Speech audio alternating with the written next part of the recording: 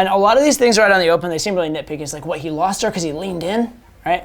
Now, it's possible that it's not like 100% of the time if you lean in, you're going to lose her. Like, there are certain girls that will still respond and still be polite and stuff like that.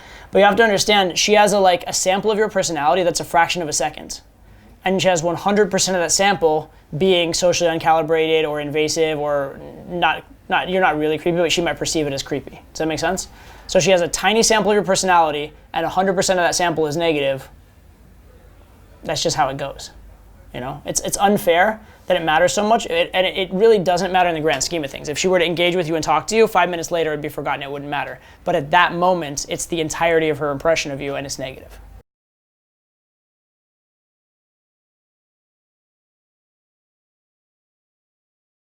I'll fuss time constraint if necessary, but I don't like automatically doing it because you can only repeat it so many times.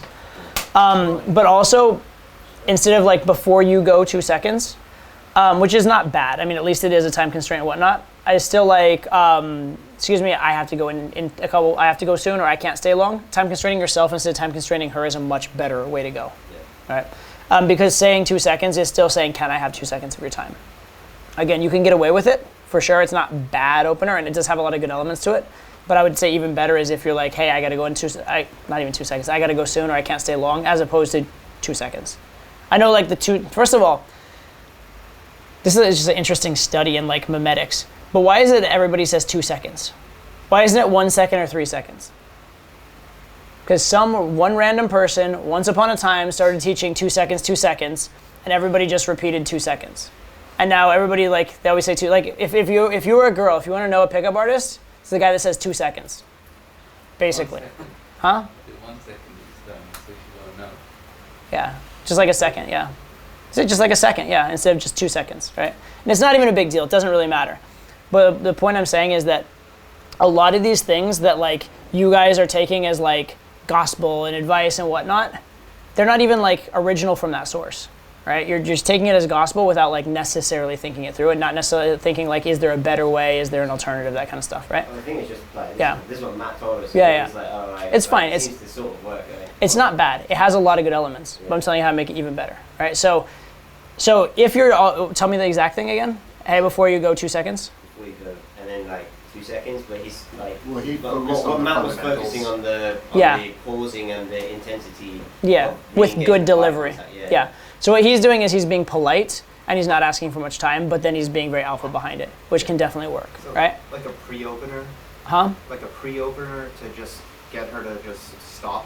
Yeah.